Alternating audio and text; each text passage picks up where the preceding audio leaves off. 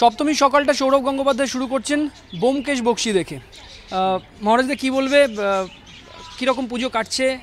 আর সপ্তমী সকালটা গোটা ফ্যামিলি নিয়ে তুমি ব্যোমকেশ বক্সী দেখতে যাচ্ছ, অন্যরকম। তোমাকে পুজোর সময় খুব একটা সিনেমা দেখতে দেখা যায় না। না, ওই সব বাচ্চাগুলো দেখতে যাবে বললো, ডিটেকটিভ বই। আর আমার ডিটেকটিভ বইও ভালো লাগে। এখন টিকিট পাবো কিনা জানি না। কোন ডিটেকটিভ চরিত্র সব থেকে ভালো লাগে তোমার? ব্যোমকেশ সত্যজিৎ রায়ের ছবি সবচেয়ে ভালো। সত্যজিৎ রায়ের যে ডিটেকটিভ ছবিগুলো আমরা দেখেছি, আমি কয়েকবার দেখেছি, তার সঙ্গে তুলনা হয় না। যখন বেরোচ্ছিল সবাই বলছিল সাদা পাঞ্জাবি পরো, কিন্তু পাঞ্জাবিটা বদলে নিলে অন্যরকম একটা পাঞ্জাবি পরে বেরোচ্ছে। করলেই হলো, যা হোক করলেই হলো। এবার পাড়ার পুজোয় কী ভূমিকা? সকালে অনেকটা সময় দেখলাম পুজোতে ছিলে, আর সপ্তমী ভূমিকা কিছু নেই। নবমী দশমী একদিনে পড়ছে, সেটা কি একটু খারাপ লাগছে? না, যা নিয়ম তাই করতে হবে। পুজোর মধ্যে আর কি প্ল্যানস রয়েছে তোমার? কোনো প্ল্যান নেই। পুজো আমি বিশ্রামে নেবার চেষ্টা করি, কারণ খুব খাটনি যায়। বিভিন্ন কাজে এত খাটনি বেড়ে গেছে, তাই পুজো বিশ্রামে নেবার চেষ্টা করি। একটু পাড়ায় যাই, বাড়িতে পুজো হয়, তারপর বন্ধুদের একটা দুটো পুজোতে যাই, ব্যাস। কোন কোন ঠাকুর দেখতে যাবে, কিছু পরিকল্পনা হলো? ঠাকুর দেখা হয় না বেড়ে।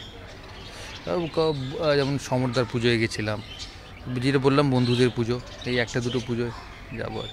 কলকাতার সব থেকে বড়ো যে পুজোটা, সেটা এবার কিছু অনেকেরই দেখা হচ্ছে না, ইনফ্যাক্ট প্রথম দিনে বন্ধ হয়ে গেছে, সেটা নিয়ে কী বলবে তুমি? অ্যাকচুয়ালি আমি এই ব্যাপারটা ঠিক জানি না তো, অ্যাকচুয়ালি পুরো ব্যাপারটা কী, সেই জন্য আমার মনে হয় না মন্তব্য করা ঠিক। তবে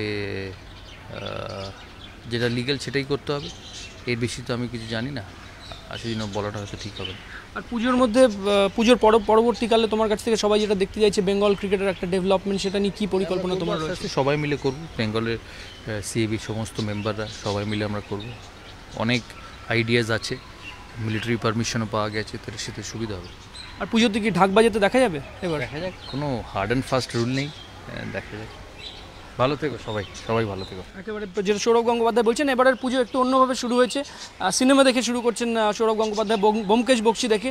এবং এবারের পুজোতে অবশ্যই এখনই বলছেন না যে ঢাক বাজাবেন কিনা, কিন্তু প্রতিবারের পুজোতে যেটা দেখা যায় সৌরভ গঙ্গোপাধ্যায়কে ঢাক বাজাতে, এবার হয়তো সেরকমভাবেই তাকে দেখা যাবে। ক্যামেরা প্রবীর সামন্তর সঙ্গে কুন্তল চক্রবর্তী, এবিপি আনন্দ, কলকাতা।